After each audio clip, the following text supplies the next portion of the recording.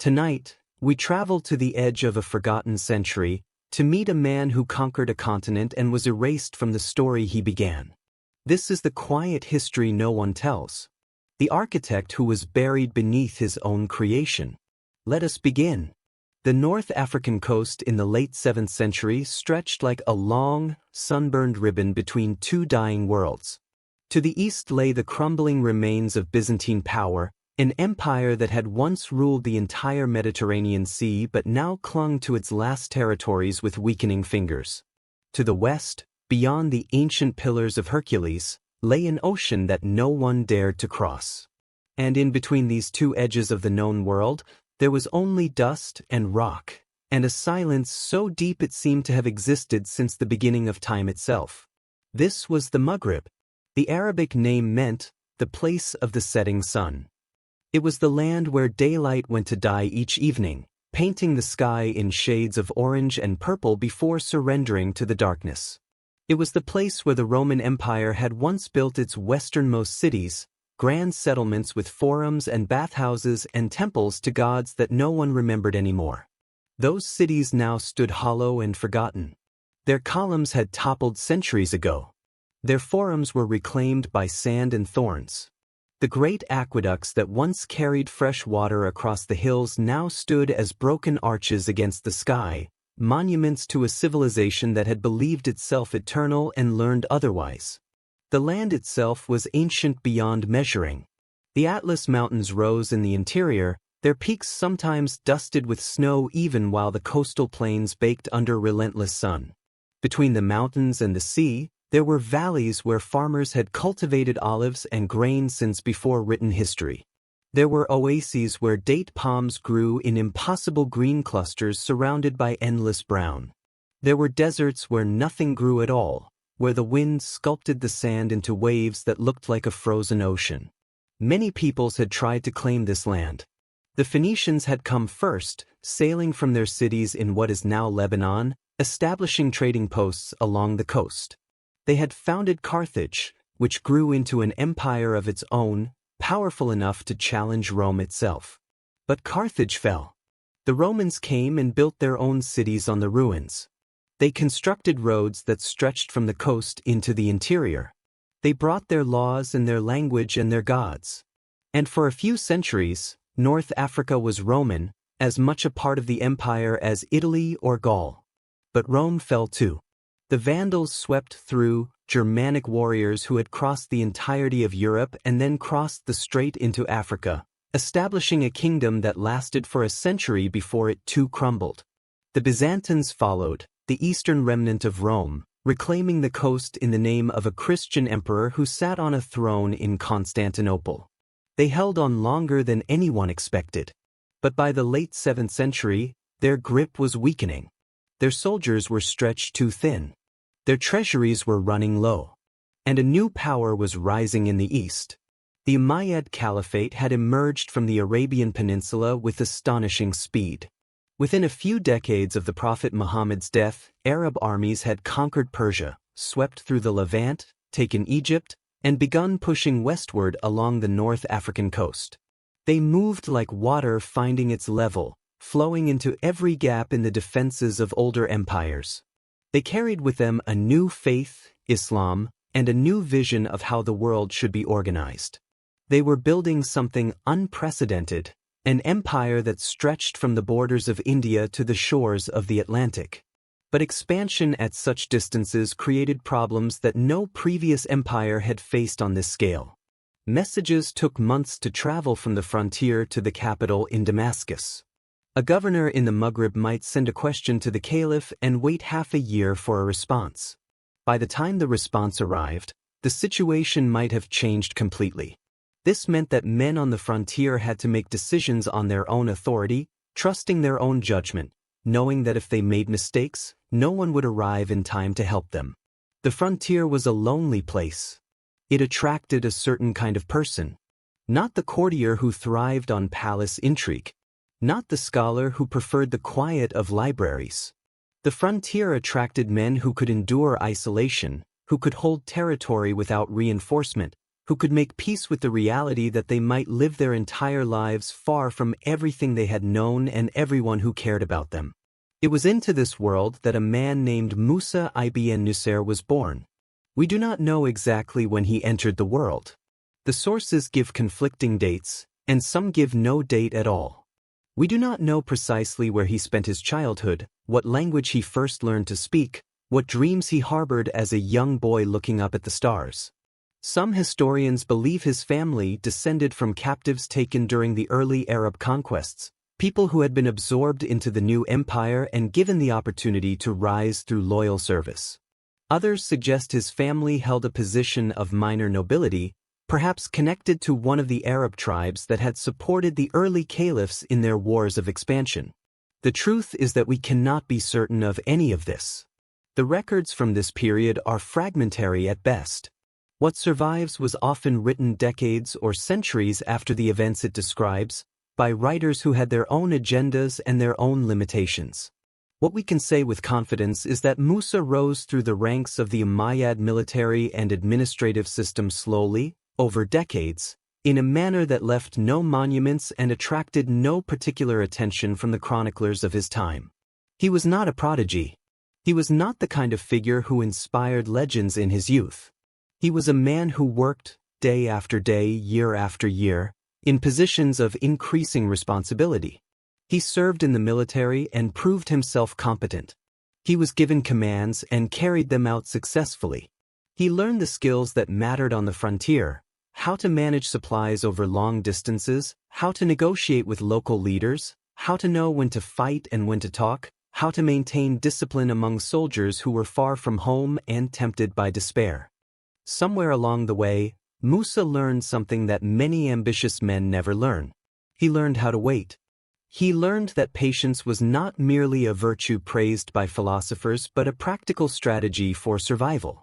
He learned that the men who rushed toward glory often found only early graves, while those who moved slowly and carefully sometimes found themselves standing at the end, the last ones left when all the rushing was done. The years passed. They accumulated into decades. Musa grew older. His hair, once dark, turned gray. His face, once smooth, became lined with the marks of time and weather and worry.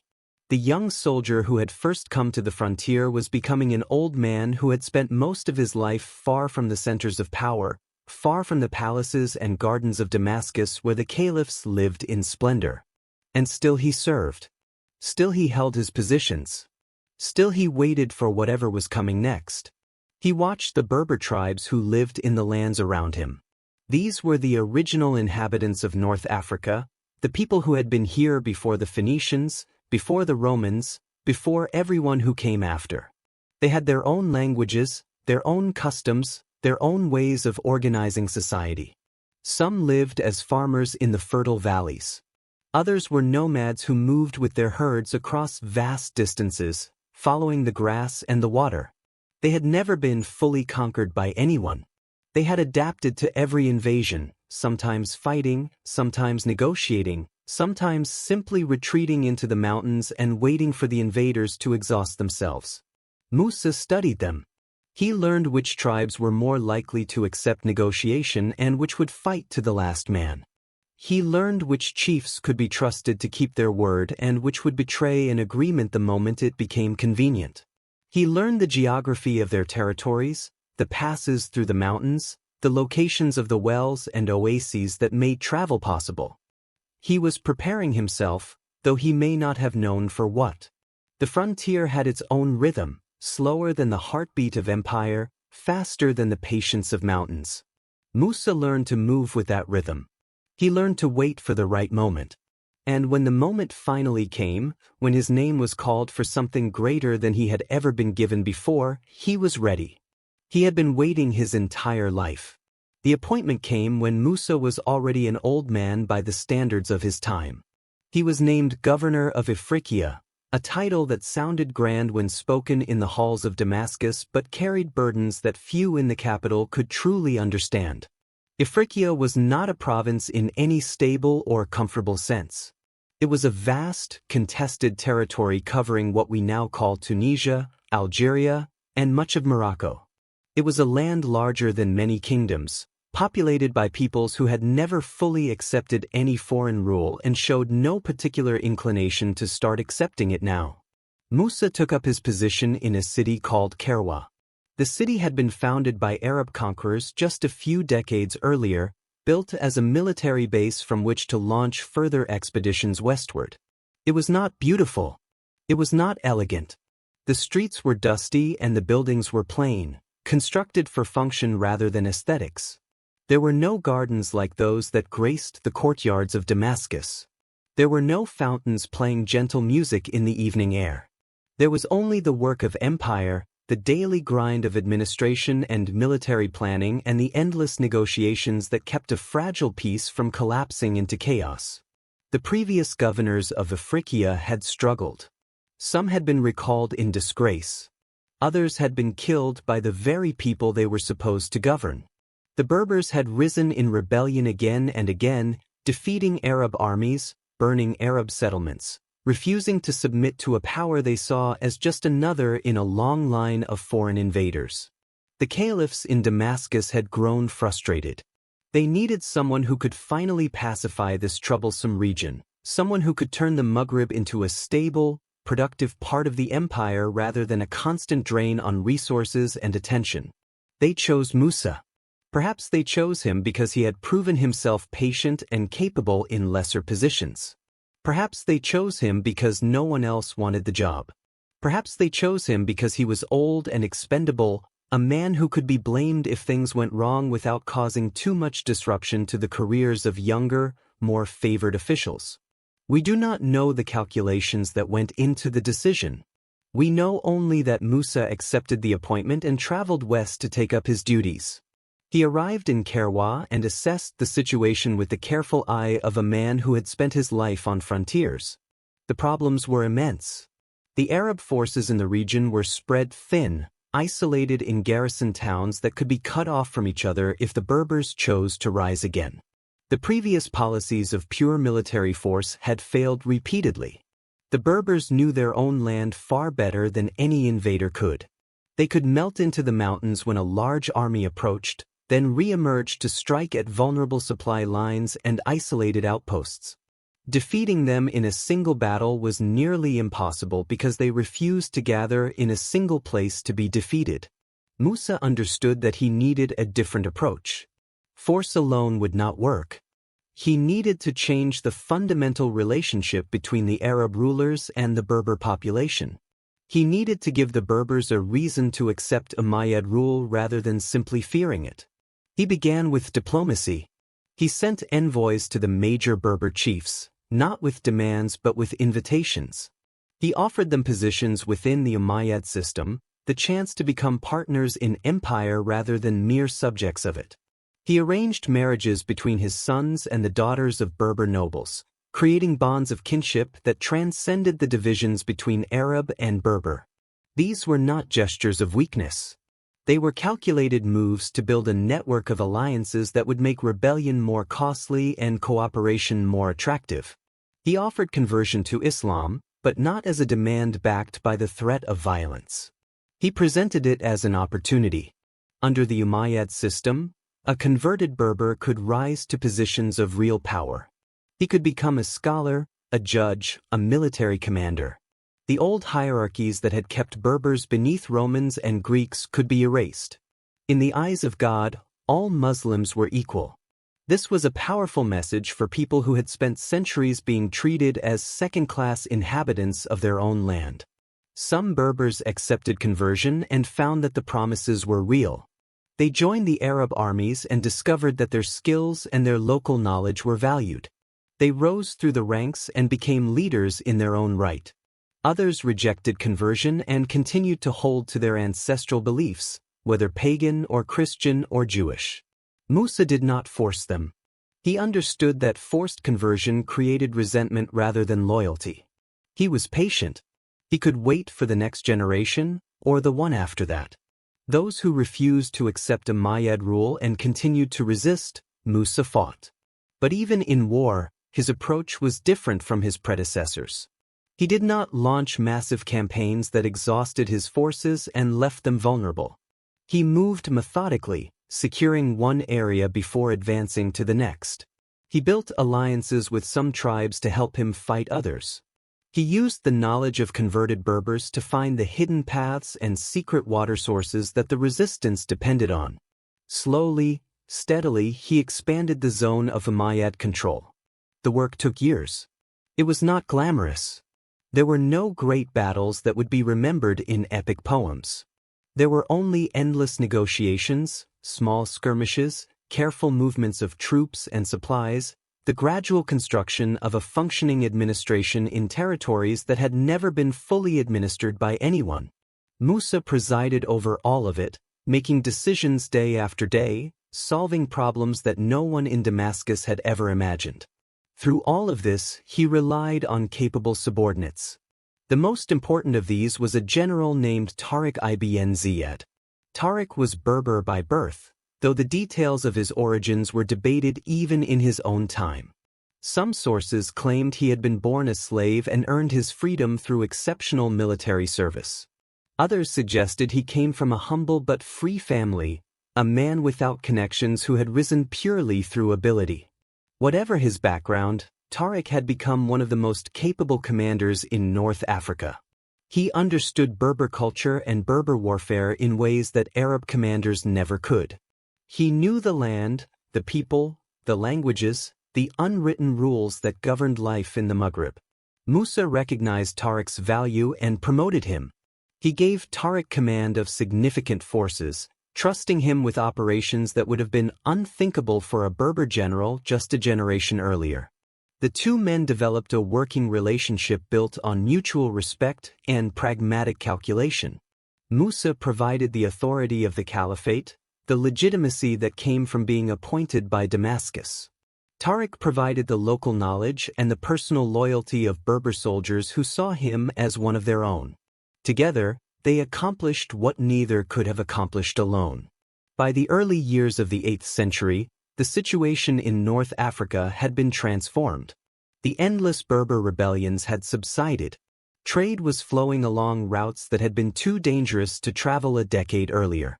Tax revenues were increasing. The garrison towns were secure. Umayyad authority extended from the old Roman province of Africa all the way to the Atlantic coast. Musa had done what his predecessors could not. He had turned the Maghreb into a functioning part of the empire. And yet, even as he consolidated his position, his attention began to drift in another direction. Across the narrow strait to the north, there was another land. A land that no Arab army had ever entered. A land that was said to be wealthy beyond imagination, filled with gold and grain and ancient treasures. A land that was tearing itself apart from within. The Visigothic kingdom of Hispania was in crisis. Its king had died and the succession was disputed. Noble factions were at each other's throats. Some of those nobles, desperate for allies against their domestic enemies, had begun to look south. Across the water, toward the armies that had just conquered North Africa. Musa listened to the reports that reached him. He gathered information from traders and travelers and spies. He studied the maps, such as they were, and calculated the distances. The strait at its narrowest point was only 14 kilometers wide. On a clear day, you could see the other shore. It was close enough to touch, close enough to tempt. He was an old man now. He had spent his entire life serving an empire that had rarely rewarded him with anything more than the opportunity to keep serving. He had never won the kind of glory that made names immortal. He had never commanded the great campaigns that filled the chronicles. He had been patient and capable and reliable, and the empire had taken all of that for granted. But now, perhaps for the first time, he saw something different. He saw an opportunity that came along once in a generation, once in a century, perhaps once in the lifetime of an empire. He saw a kingdom waiting to fall, and he was the man closest to it. The thought must have grown in his mind slowly, like a seed taking root in dry soil. He did not rush. He did not let ambition cloud his judgment. He gathered more information. He tested the idea from every angle. And gradually, quietly, the outlines of a plan began to take shape. He would not lead the invasion himself. Not at first. He would send Tariq across the strait with a small force, enough to establish a foothold and test the strength of the Visigothic defenses. If Tariq failed, it would be a minor setback, a raid that went wrong, nothing more. If Tariq succeeded, Musa would follow with the main army and take command. It was the kind of plan that an old, careful man would make. It minimized risk while maximizing potential reward. It gave Musa deniability if things went wrong and credit if things went right. It was, in many ways, the plan of a bureaucrat rather than a hero. But it was also the plan that would change the world. The Strait of Gibraltar is one of the most storied passages in human history. It connects the Mediterranean Sea to the Atlantic Ocean, separating Europe from Africa by a distance that seems almost trivial when you see it on a map. At its narrowest point, the strait is only 14 kilometers wide. A strong swimmer could cross it. A small boat can make the journey in a few hours. On clear days, and there are many clear days in this part of the world, you can stand on one shore and see the other with perfect clarity. For the ancient Greeks, this passage marked the edge of the known world. They called the two promontories on either side the Pillars of Hercules, believing that the great hero had created them during one of his legendary labors. Beyond those pillars lay the endless ocean, a realm of monsters and mystery where no sensible person would venture. The Mediterranean was civilization. The Atlantic was the unknown. By the early 8th century, the myths had faded, but the strait remained what it had always been, a boundary between worlds. To the south lay Africa, now largely under Umayyad control, a land of deserts and mountains and Berber tribes that had finally, tentatively, accepted the authority of distant Damascus. To the north lay Europe, a continent that the Arab armies had never entered, a land of Christian kingdoms and ancient cities and wealth accumulated over centuries. Musa ibn Nusayr must have stood on the African shore many times during his years as governor. He must have looked north across that narrow passage of water and wondered what lay beyond.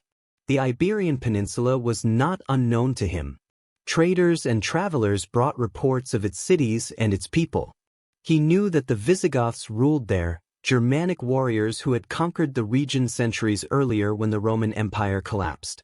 He knew that they had built churches and palaces, that they had accumulated treasures, that their kingdom was old and wealthy and stable. Or at least, it had been stable. The reports that reached Musa in the early years of the 8th century told a different story. King Witiza had died, and his death had plunged the kingdom into chaos. The Visigothic system of succession was not hereditary in any simple sense. Kings were chosen by the nobility, which meant that every succession was an opportunity for faction and intrigue. Witiza's sons believed they had a rightful claim to the throne. But another nobleman, a man named Roderick, had seized power instead. The kingdom was divided. Some nobles supported Roderick. Others opposed him. The sons of Witiza were gathering allies, looking for any advantage that might help them reclaim what they believed was rightfully theirs. And some of those allies, it seemed, were willing to look across the strait for help. The sources are unclear about exactly how the first contact was made. One account mentions a man named Julian, a count who governed the fortress of Ceuta on the African shore and who had his own grievances against King Roderick. According to legend, Roderick had dishonored Julian's daughter, and Julian was seeking revenge. Other accounts suggest that supporters of Witiza's sons reached out to Musa directly, offering to support an invasion if it would help them overthrow the usurper. Still other accounts imply that Musa himself initiated the contact, sensing an opportunity and probing to see if anyone in Hispania might be willing to open the door. The truth, as always, lies somewhere in the silence between the sources. What matters is that a connection was made. Someone in the Visigothic kingdom, someone with power and position, indicated that an invasion might succeed. The door was cracked open. All Musa had to do was decide whether to push through it. It was not a simple decision. The risks were enormous. An invasion of Hispania would require ships, and Musa did not have a large fleet at his disposal. It would require soldiers, and his forces were already stretched thin, holding the territories he had spent years pacifying. It would require supplies and logistics across a contested sea passage, and any disruption could leave his army stranded in hostile territory with no way home. If the invasion failed, the consequences would be catastrophic. Musa would lose his army, his position, and probably his life. The Caliphate would lose its foothold in the western Maghreb as emboldened Berber tribes rose in rebellion once more. Everything he had built over decades of patient work would be destroyed in a single miscalculation. But if the invasion succeeded, the rewards would be beyond anything he had ever imagined. The Visigothic kingdom was wealthy. Its churches were filled with gold and silver accumulated over centuries. Its lands were fertile, producing grain and wine and olive oil that could feed armies and enrich treasuries. Its cities were ancient and sophisticated, centers of learning and culture that had preserved the traditions of Rome even as Rome itself fell into ruin. And there was something else. The Visigothic kingdom was large. It covered the entire Iberian Peninsula, from the Pyrenees Mountains in the north to the Strait in the south, from the Atlantic coast in the west to the Mediterranean in the east. Conquering it would add more territory to the Caliphate than any campaign since the original conquests of Persia and Egypt. It would be a prize worthy of the greatest generals in Islamic history. Musa was old. He had been patient his entire life. He had watched younger men win glory while he held the frontier, year after year, far from the centers of power. He had served faithfully and been overlooked. He had succeeded quietly and been ignored. Now, at the end of his career, he saw a chance to do something that would make his name immortal. But he did not rush. Even now, with the opportunity of a lifetime before him, he moved carefully. He sent scouts across the strait to gather intelligence. They returned with reports of a kingdom in disarray, its armies divided, its nobles more interested in fighting each other than in defending against external threats. The reports confirmed what the traders had promised. Hispania was vulnerable. In the year 711, Musa made his decision. He would send Tariq ibn Ziyad across the strait with a force of approximately 7,000 men. It was not a large army by the standards of the great conquests, but it was enough to establish a foothold and test the defenses. Tariq was the logical choice to lead. He was Berber, and most of the soldiers would be Berber. He knew how to operate with limited resources in unfamiliar territory. He was loyal and capable and, crucially, expendable from Musa's perspective. If the invasion failed, Musa could claim that Tariq had exceeded his orders. If it succeeded, Musa could follow and take command. The ships were gathered. The soldiers were assembled. Prayers were offered. And in the spring of 711, Tariq ibn Ziyad led his small army across the narrow strait that separated two continents. We should pause here at this hinge point of history to consider what was about to happen. The men who crossed the strait that spring could not have known what they were beginning. They were soldiers on a military expedition, hoping for victory and plunder, probably expecting a hard campaign with uncertain odds.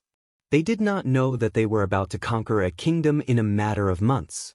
They did not know that the land they were entering would remain under Muslim rule for nearly 800 years. They did not know that they were creating a civilization that would transform European history.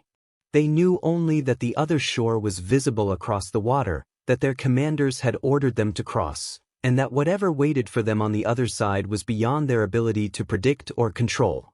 The largest hinges in history often turn in silence. There are no drum rolls, no dramatic speeches, no sense that the world is about to change forever. There are only ordinary people making ordinary decisions, one after another, until suddenly everything is different and no one quite remembers how it happened. Tariq ibn Ziyad crossed the strait in spring of 711. Behind him, watching from the African shore, Musa ibn Nusayr waited for news. Tariq landed at the foot of a great rock that rose from the southern coast of Hispania like a giant's fist thrust up from the earth. It was an unmistakable landmark, visible for miles in every direction, a natural fortress that had guarded this corner of the peninsula since before human memory. The rock would eventually bear Tariq's name. Jabal Tariq in Arabic. The Mountain of Tariq. Over centuries, European tongues would soften and blur those syllables until they became Gibraltar. The landing itself was probably unremarkable. 7,000 men coming ashore from a fleet of small boats, gathering on the beaches, organizing themselves into fighting units. They had crossed the strait without incident, the weather cooperating, the Visigothic navy nowhere to be seen. Whatever opposition existed in this part of the peninsula, it had not been mobilized in time to contest the landing. There is a legend about what happened next. According to this story, Tariq ordered his ships to be burned after the army had disembarked.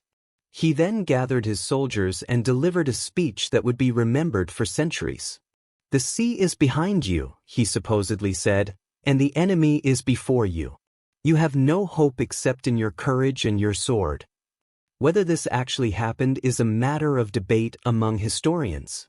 Some argue that burning the ships would have been strategically foolish, eliminating any possibility of reinforcement or retreat. Others point out that Tariq had limited sailors and burning the ships freed those men to fight as soldiers. Still others suggest that the story was invented later, added to the historical record to make Tariq seem more heroic and determined than he actually was. What matters for our purposes is not whether the ships were literally burned but what the story represents. Tariq and his army had crossed a threshold that could not easily be uncrossed. They were a small force in hostile territory, thousands of miles from home, facing a kingdom that could field armies many times their size. If they were defeated, there would be no rescue. If they ran out of supplies, there would be no resupply. They would conquer or they would die, and there was very little room for anything in between. The first weeks after the landing were spent establishing a secure base and gathering intelligence. Tariq needed to understand the situation before he could exploit it. He sent scouts into the countryside. He made contact with local populations. He tried to determine where the Visigothic forces were concentrated and how quickly they could respond to his presence. The news that came back was encouraging. King Roderick was far to the north, dealing with a rebellion or possibly a Basque incursion in the Pyrenees region. The local Visigothic forces were weak and disorganized. Many of the nobles in the south were more interested in their own quarrels than in mounting a unified defense against the invaders. The kingdom was as divided as the informants had promised. Tariq began to advance. He moved cautiously at first, testing the defenses, probing for weaknesses. He took small towns and fortresses, accumulating supplies and establishing his control over the surrounding territory. With each victory, his confidence grew. The Visigoths were not putting up serious resistance. Their kingdom really was falling apart. Word of the invasion eventually reached King Roderick. Whatever else was occupying his attention in the north, he recognized that this was a serious threat. He gathered his forces and marched south to confront the invaders. The army he assembled was large, probably significantly outnumbering Tariq's force. It included nobles from across the kingdom, their personal retinues, and whatever regular troops could be mustered on short notice. The two armies met somewhere near the Guadalete River in the southern part of the peninsula. The exact location is disputed. The exact date is uncertain. Even the name of the battle is contested, with some sources calling it the Battle of Guadalete and others using different names entirely. What is clear is that this was the decisive moment. Everything that followed would flow from what happened in the next few hours. The battle lasted several days, according to most accounts. This was unusual for the period. Most medieval battles were decided quickly, one side breaking and fleeing within hours of the first contact. But the Battle of Guadalete was different. The fighting was prolonged and desperate, with neither side able to gain a decisive advantage. And then something changed. Some accounts say that nobles who had opposed Roderick's claim to the throne betrayed him in the middle of the battle, switching sides or simply withdrawing their forces at a critical moment. Others say that Roderick himself was killed early in the fighting, throwing his army into confusion.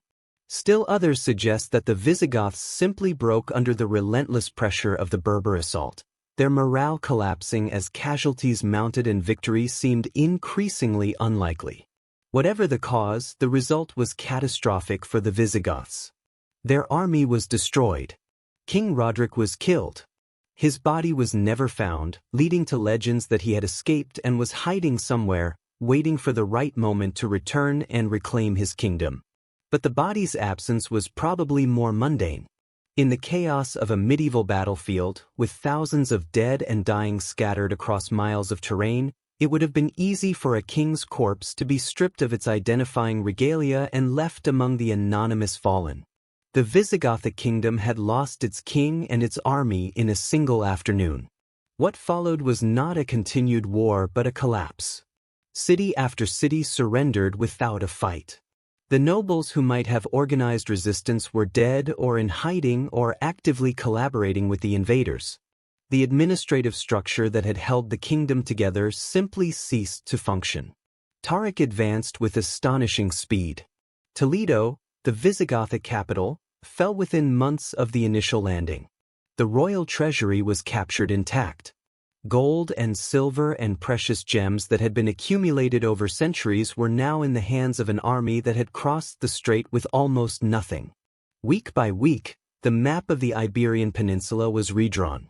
Back in North Africa, Musa ibn Nusayr received these reports with what must have been a mixture of emotions. The invasion he had authorized was succeeding beyond any reasonable expectation. His gamble was paying off. The Caliphate was about to gain a territory larger than anything conquered since the first generation of expansion. But Tariq's success also created a problem. The man who was winning all these victories was not Musa. The name that would be attached to this conquest, the name that would be remembered, was Tariq ibn Ziyad. Musa had sent him, authorized him, made the whole enterprise possible. But Tariq was the one whose soldiers were taking the cities. Tariq was the one whose name the conquered peoples would remember. For an old man who had spent his entire career being overlooked, this must have been difficult to accept. Musa had finally found his opportunity for glory, and now that glory was slipping into someone else's hands. He made his decision. He would not sit in North Africa while his subordinate conquered an empire. He would cross the strait himself and take command. He would ensure that when the history of this conquest was written, his name would be at the top of the page. In the spring of 712, 1 year after Tariq's initial landing, Musa ibn Nusayr sailed across the Strait of Gibraltar with an army of approximately 18,000 men. The architect was going to see his creation for himself. Musa landed in Hispania with an army more than twice the size of Tariq's original force. 18,000 soldiers, most of them battle-hardened veterans of the North African campaigns, equipped and supplied for a major military operation. This was not a raid or an exploratory expedition. This was a conquest. But Musa did not follow the route that Tariq had taken. Instead, he carved his own path through the peninsula, moving through territories that Tariq had bypassed in his rush toward Toledo. Some historians have interpreted this as sound military strategy. Tariq had driven deep into the heart of the kingdom, but he had left significant areas unconquered behind him. Musa was securing the rear, ensuring that there would be no Visigothic resistance springing up to cut off the invaders' supply lines and communications. Other historians see different motivations. They see an old man who wanted his own victories, his own cities to conquer, his own glory to claim. Tariq had taken Toledo. Very well. Musa would take Seville and Merida and the other great cities of the West. When the chroniclers wrote the history of this conquest, they would have to mention both names. They could not give all the credit to Tariq when Musa had conquered half the peninsula with his own army. Perhaps both interpretations contain some truth. Military strategy and personal ambition are not mutually exclusive.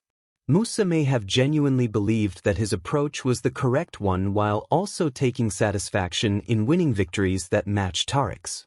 He was human, after all, with all the complex motivations that humans carry. Seville fell to Musa's army after a brief siege. It was one of the oldest and wealthiest cities in the peninsula, founded by the Phoenicians centuries before Rome existed. Its churches were filled with treasures. Its warehouses were stocked with goods from across the Mediterranean. Musa claimed it all in the name of the Caliphate, sending detailed reports back to Damascus about the riches that were now flowing into Umayyad coffers. Merida fell next, another ancient Roman city, its walls still standing after all these centuries. The city resisted longer than Seville had, but the outcome was never seriously in doubt. Musa had overwhelming force and the knowledge that no relief army was coming. The defenders eventually surrendered, and another city was added to the growing list of conquests. While Musa was advancing through the west, Tariq continued to operate in the center and north of the peninsula. The two armies moved like separate storms, each leaving its own trail of conquest behind. They were nominally under the same command, both serving the same empire, both working toward the same goal. But there was a tension in their parallel movements, an unspoken competition that the sources hint at without ever describing directly. The tension came to a head when the two generals finally met. The sources disagree about where and when this meeting took place. Some say it happened near Toledo. Others suggest it occurred at a city called Talavera. The location matters less than what happened there. According to several accounts, Musa was furious. Tariq had exceeded his orders. He had advanced too far, too fast, without authorization from his superior. He had claimed treasures and territories that should have been reserved for Musa to claim. Some versions of the story say that Musa struck Tariq physically, humiliating the general who had won the initial victories. Others say that Musa had Tariq arrested and placed in chains, treating him as a subordinate who had forgotten his place rather than a hero who had conquered a kingdom. Other accounts paint a different picture. They describe a cordial meeting between two successful commanders, sharing intelligence and coordinating their next moves, dividing the remaining tasks of conquest between them. According to these versions, any tension between Musa and Tariq was minor and quickly resolved, nothing more than the ordinary friction that arises when two ambitious men work in close proximity. The truth, as always, is probably somewhere in between. There was likely some tension. Musa was older and had been Tariq's superior for years. Tariq had just won victories that made him famous throughout the Caliphate, potentially overshadowing the governor who had sent him. This kind of situation breeds resentment even between men who respect each other. But the extent of the conflict and the form it took are lost to history. What we know is that the conquest continued. Whatever personal issues existed between Musa and Tariq, they did not derail the military campaign. The two armies, now operating in closer coordination, continued to sweep across the peninsula. City after city fell. Resistance was sporadic and ineffective. The Visigothic kingdom had simply ceased to function as a coherent entity. We should pause here to consider what this conquest meant for the people who lived through it. The documentary has focused thus far on the conquerors, on Musa and Tariq and their armies. But there were millions of people already living in the Iberian Peninsula, people whose lives were being transformed by events they had no control over. The Visigoths were not the entire population. They were a ruling elite, perhaps a few 100,000 people out of a total population of several million. Most of the inhabitants of Hispania were descended from the original Iberian peoples, mixed over centuries with Romans and other immigrants. They spoke Latin-derived dialects. They practiced Christianity. They farmed the land and herded animals and lived in villages that had existed for generations. For these ordinary people, the conquest meant uncertainty. A new ruling class was replacing the old one. New laws would be imposed. New taxes would be collected. The churches that had been the center of community life might be converted to mosques or simply closed. Everything that had seemed permanent and stable was suddenly in flux. Some communities resisted and were destroyed. Others surrendered quickly and found that life under the new rulers was not so different from life under the old ones. The Arabs and Berbers needed farmers to grow food and craftsmen to produce goods. They needed local administrators who understood how things worked. Many of the existing structures of society continued to function, just under different management. The transition was not bloodless. Conquests never are. There were massacres and enslavements and all the other horrors that accompany the violent transfer of power. But it was also not the apocalypse that some had feared. The new rulers, for the most part, were pragmatic. They wanted to extract wealth from their new territories, and you cannot extract wealth from a population that has been exterminated. By the end of 713, the conquest was essentially complete. Small Christian kingdoms would survive in the mountainous north, in Asturias and Galicia and the Basque country, too remote and too poor to be worth the effort of subjugation. These tiny remnants would eventually, centuries later, begin the slow process of reconquest that would culminate in 1492. But that was far in the future. In 713, it seemed that the Iberian Peninsula had become permanently part of the Islamic world. Musa ibn Nusayr stood at the absolute pinnacle of his career. He was governor of territories stretching from the Atlantic coast of Morocco to the Pyrenees Mountains. He had added more territory to the Umayyad Caliphate than any general since the original conquests of the first decades after the Prophet's death. His name was known throughout the Islamic world. And then, from far to the east, came a message that would change everything. The Caliph wanted to see him. The message arrived from Damascus like a stone dropped into still water, sending ripples through everything it touched. Caliph al-Walid I, the commander of the faithful, the ruler of an empire stretching from Central Asia to the Atlantic Ocean, wanted his governor to return home. The summons was official and imperative. Musa was to leave his newly conquered territories and travel east to present himself before the throne. We do not know the exact wording of the message. We do not know what explanations or justifications accompanied it. We know only that it came, and that Musa had no choice but to obey. The reasons for the summons can only be guessed at.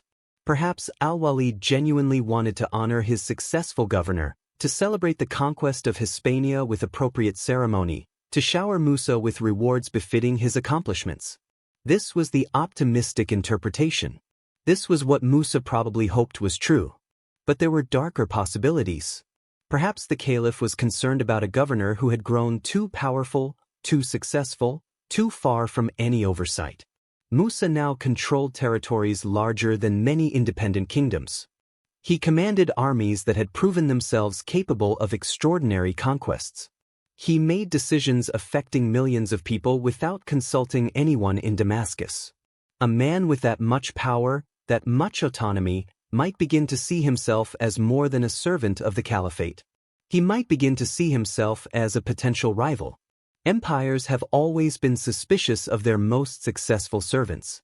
The general who wins too many battles becomes a threat. The governor who accumulates too much wealth becomes dangerous. The logic is cruel but consistent throughout history. The center fears the periphery. The throne fears the sword that protects it. The more capable a man proves himself to be, the more he must be watched, controlled, and if necessary, destroyed. Musa prepared for his journey. He gathered the treasures of his conquest to present to the Caliph. Gold from the churches of Toledo and Seville and Merida. Silver artifacts that had been crafted centuries earlier. Jewels that had adorned Visigothic crowns and episcopal vestments. Sacred relics that Christians had venerated for generations. All of this would accompany Musa on his journey east, proof of what he had accomplished, tribute for the sovereign who had trusted him with such an enormous responsibility. He also brought prisoners, members of the Visigothic nobility who had survived the conquest. Perhaps some of the remaining members of the royal family. These captives would be paraded before the Caliph's court, living trophies demonstrating the completeness of the victory. The journey was immense. From Hispania, Musa had to cross the Strait of Gibraltar back to Africa. Then he had to traverse the entire breadth of North Africa, the territories he had governed for so many years, passing through cities and landscapes that held decades of memories. From there, across the deserts of Libya and Egypt, through lands he had never seen before, through territories that had been conquered by other generals in other campaigns. Then through the Levant, through Palestine and Syria, until finally he reached Damascus itself. Thousands of miles. Months of travel. An old man, probably in his 70s by now, making one final crossing of the world he had spent his life defending. We can try to imagine what Musa thought during this long journey, though the sources give us nothing to work with. We can imagine him looking back as he crossed the strait for what would prove to be the last time, at the peninsula he had just conquered. Did he feel pride? Satisfaction? Or did he already sense that something was wrong, that the summons was not what he hoped it would be? We can imagine him traveling through North Africa, recognizing the landscapes where he had spent most of his adult life. The garrison cities he had held against Berber uprisings. The oases where he had negotiated with tribal chiefs. The mountains where he had fought and won. All of it was receding behind him now, becoming memory rather than reality. We can imagine him entering the desert, the vast emptiness between the western provinces and the imperial heartland. The days of heat and the nights of cold. The endless horizon broken only by occasional caravans moving in the same direction or the opposite one. The silence that pressed in from all sides, forcing a man to confront his own thoughts. He was going home in a sense. He had started his career somewhere in the east, had risen through the ranks, had been sent to the frontier as a younger man and had spent decades there. Now he was returning as an old man, his work complete. Or so he believed. But something was wrong. He must have felt it as the journey progressed. The sources are silent on his emotional state, but we can read between the lines.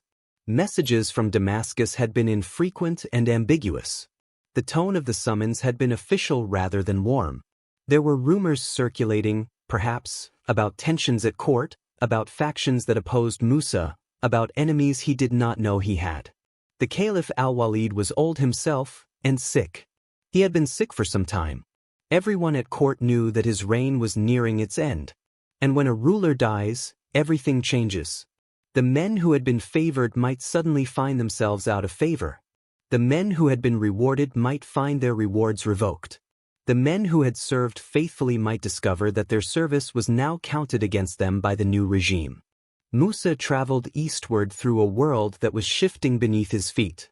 The caliphate he had served was about to be transformed by a succession he could not predict or control. Everything he had accomplished, everything he had built, was suddenly contingent on the decisions of men he had never met. Damascus appeared on the horizon. The city that had been the center of the Islamic world for decades. The city where the caliphs ruled and the great decisions were made. The city that held Musa's fate in its hands. He entered through the gates, dusty and tired from months of travel, leading his procession of treasures and prisoners. He presented himself at the court. He waited for his audience with the caliph. And then the news came that changed everything. Al-Walid was dead. The timing could not have been worse. Caliph Al-Walid I, the ruler who had appointed Musa to his governorship, who had authorized the invasion of Hispania, who had sent the summons that brought Musa back to Damascus, was dead. Some accounts say he died just before Musa arrived. Others suggest that Musa reached the city in time to witness the final days of a dying man but not in time to receive the recognition he had expected. Either way, the outcome was the same. The patron was gone. The protector had vanished. Musa was alone in a court full of strangers. Power passed to Al-Walid's brother, Sulayman ibn Abd al-Malik. The new caliph was a different man with different priorities and different loyalties. He had waited in the shadows while Al-Walid ruled. He had accumulated grievances and resentments during those years of waiting. And now, finally, he had the power to act on them. Sulayman had no love for Musa ibn Nusayr. The reasons for this enmity have been debated by historians for centuries. Several explanations have been offered, none of them fully satisfactory, all of them probably containing some portion of the truth. One explanation focuses on timing. Musa, according to some accounts, had delayed his return to Damascus. He had received the summons but had found reasons to postpone his departure, to linger in Hispania, to take his time on the journey east. The implication is that he was waiting for Al-Walid to die, hoping that the dying caliph would grant him honors and rewards before passing away, rewards that a new caliph might not be willing to confirm. If this is true, Musa miscalculated badly. He arrived too late to receive Al-Walid's blessing and just in time to face Sulayman's wrath. Another explanation involves tragedy and blame. Sulayman's son had served in the Iberian campaigns. He had died there, in circumstances that the sources describe only vaguely. Some accounts suggest that Musa bore responsibility for this death, either through negligence or through deliberate indifference. A grieving father, now elevated to supreme power, might seek vengeance against the man he held responsible for his son's death. A third explanation is simpler and perhaps more universal. Musa had grown too powerful. He had conquered too much. He had accumulated too much glory and too much wealth. He represented a potential threat to any caliph who valued his own authority.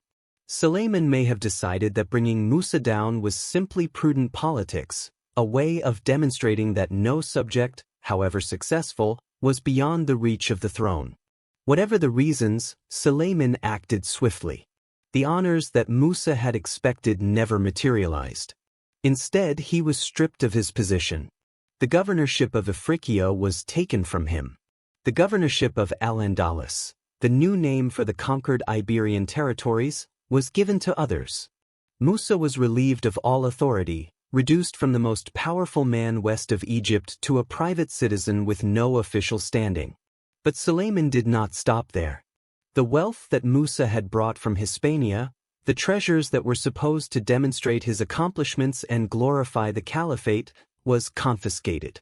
The gold, the silver, the jewels, the artifacts, all of it was seized by the treasury. Musa was left with nothing but the clothes on his back and the memories of what he had lost. Some accounts describe public humiliation. Musa, according to these versions, was paraded through the streets of Damascus like a common criminal. He was mocked by crowds who had heard of his fall from grace. He may have been beaten. He was certainly disgraced, his reputation destroyed, his legacy erased from the official narrative of the conquest he had made possible. His sons suffered as well. They had held positions of authority in the conquered territories. They had expected to continue their father's work, to inherit his influence if not his exact titles.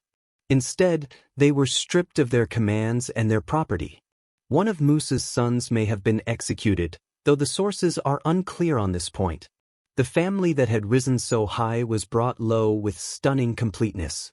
This is not the kind of fall that announces itself with trumpets and dramatic confrontations. It is the quiet kind of fall, the kind that happens in administrative offices and private meetings, the kind that leaves no heroic resistance to be remembered. Musa did not raise an army against Sulayman. He did not give speeches defending his honor. He simply accepted what was happening, or at least he did not resist in any way that the sources thought worth recording. Perhaps he was too old to fight. Perhaps he understood that fighting would only make things worse. Perhaps he had simply spent too many years serving the Caliphate to imagine defying it now. Whatever the reason, he submitted to his disgrace. The records grow thin after this point. The chroniclers who had been so interested in Musa's conquests lost interest in his suffering. They recorded the change of government, noted the confiscation of wealth, mentioned the fall from favor. And then they moved on to other subjects. Musa ibn Nusayr disappears from the historical record like a stone sinking beneath the surface of a pond. We do not know exactly when he died. We do not know where he died. Some accounts say he spent his final years in Damascus, living in poverty and obscurity.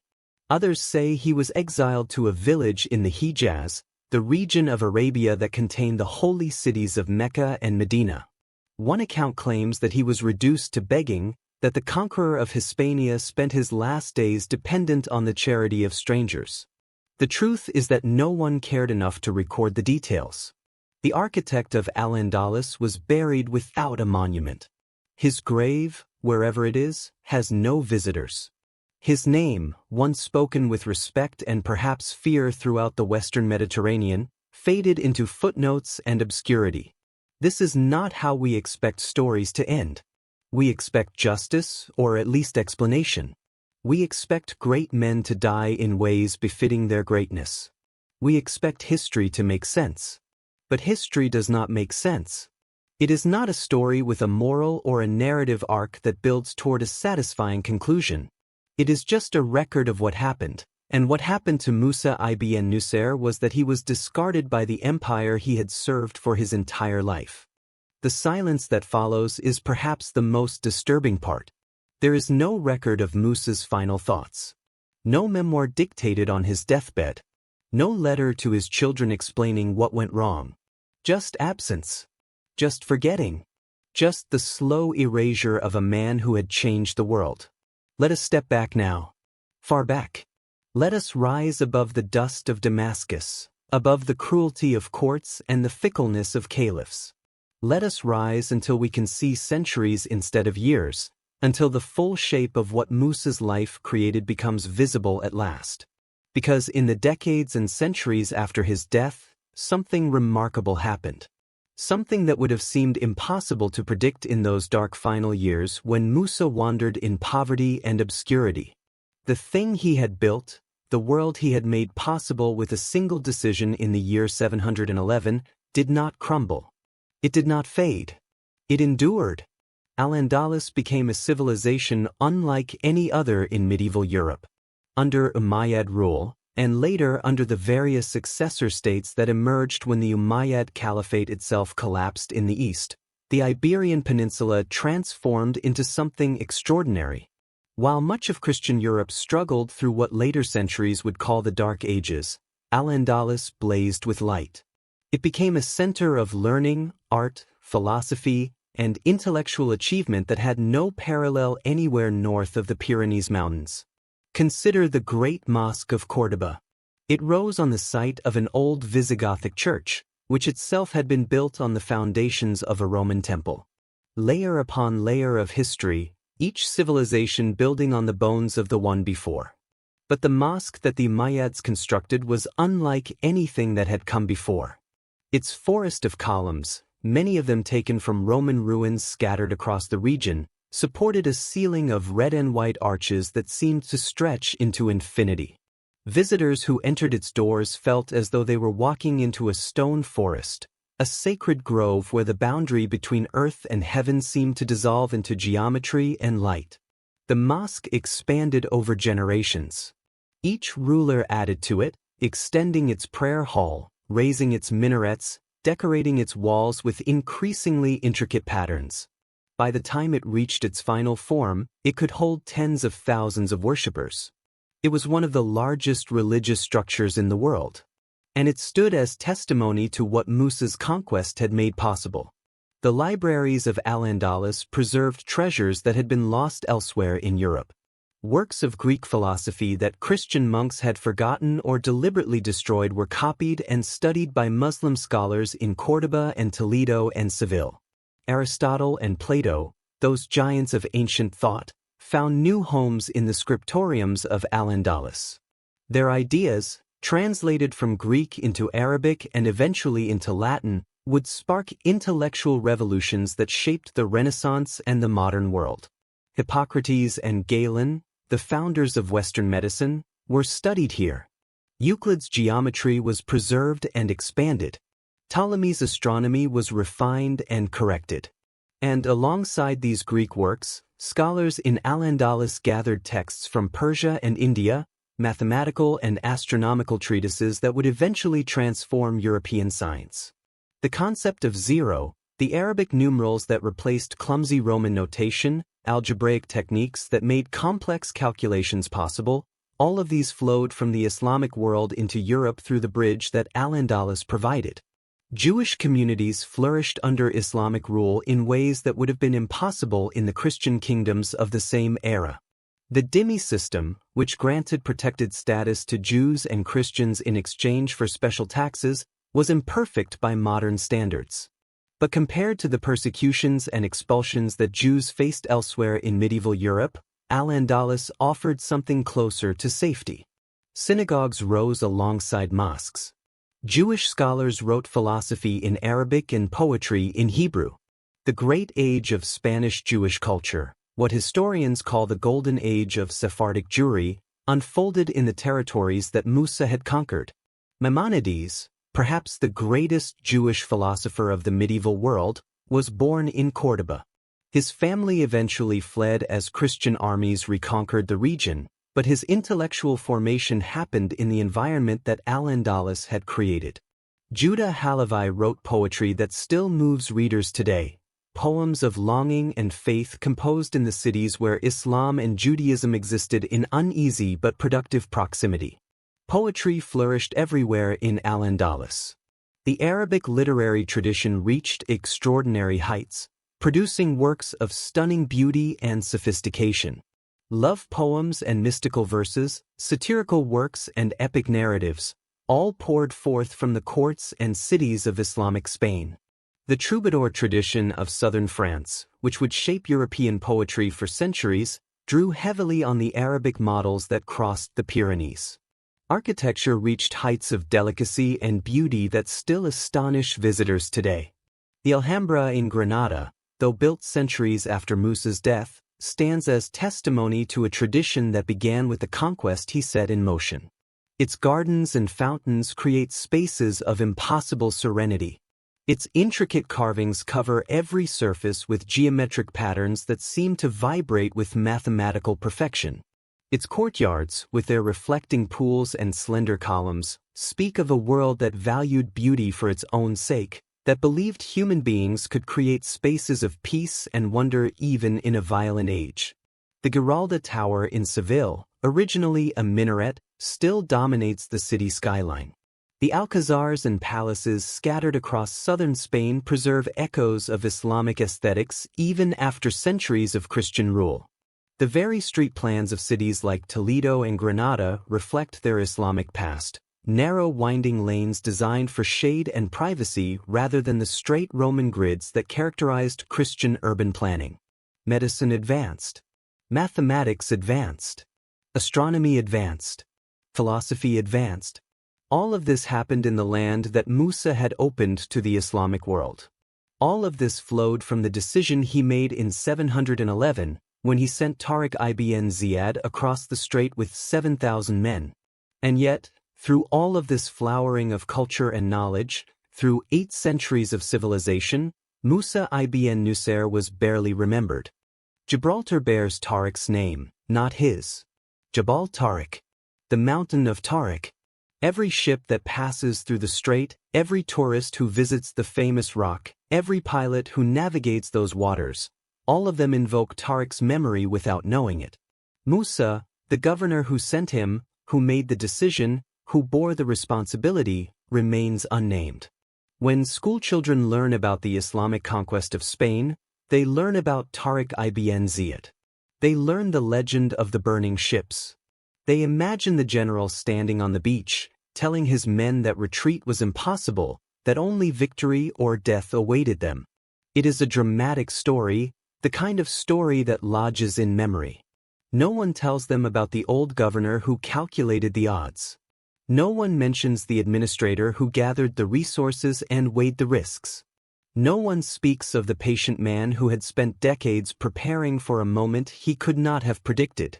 History is not a court of fairness. It is a river that carries some names forward and lets others sink beneath the surface forever. The names that survive are often the most dramatic ones, the ones attached to vivid stories and memorable images. A general burning his ships on a foreign beach makes for a better story than a governor quietly authorizing an expedition from across the strait. Musa sank. He disappeared into the footnotes of the very story he had begun. He became a minor character in the drama of his own life, mentioned briefly in the opening act and then forgotten as younger, more dramatic figures took the stage. But perhaps there is another way to see this. Perhaps the forgetting is not an injustice that needs correcting but simply a fact of existence, neither good nor bad, just true. Perhaps some men build not for glory but for the thing itself. Perhaps the satisfaction of creation does not require the applause of later generations. Perhaps there is a kind of freedom in letting go of the need to be remembered. Consider what Musa actually achieved. Not the conquest itself, though that was remarkable enough. Consider instead what the conquest made possible. The courtyard in Córdoba where scholars debated Aristotle 800 years before Aristotle was studied in Paris. The poetry of Ibn Arabi, the great mystic who searched for divine truth in the intricate mathematics of Arabic verse. The medical treatises of Ibn Rushd, which shaped European understanding of the human body for centuries after his death. The synagogues of Toledo where Jewish scholars preserved their traditions and developed their philosophy. The libraries where monks from Northern Europe came to learn what their own civilization had forgotten. All of this was Musa's legacy. Not because he built any of it himself. Not because he wrote any of those poems or performed any of those surgeries or debated any of those philosophical questions. But because he opened the door through which it all became possible. He was the architect, not of buildings, but of possibility. He created the conditions in which other people could create wonders. And perhaps that is enough. Perhaps that has always been enough. The greatest builders are often invisible. The foundations of cathedrals are buried underground, never seen by the worshippers who marvel at the spires above. The engineers who design bridges are not remembered by the millions who cross those bridges every day. The teachers who kindle intellectual fire in young minds are forgotten while their students go on to change the world. This is not tragedy. This is simply the nature of creation. We make things that outlast us. That is the point. We bring into being what did not exist before, and then we step aside so that others can use what we have made. The work matters more than the worker. The building matters more than the builder. The civilization matters more than the conqueror who made it possible. We cannot know what Musa thought in his final years. We cannot know whether he found peace with the forgetting, or whether bitterness consumed him to the end. We cannot know whether he understood that his work would outlast his name by more than a millennium, or whether the cruelty of his fall overshadowed everything else. The sources are silent. They have been silent for 1300 years. But we can choose how to think about his story. We can see it as a tragedy, the tale of a great man unjustly forgotten, his achievements stolen by history and attributed to others. Or we can see it differently.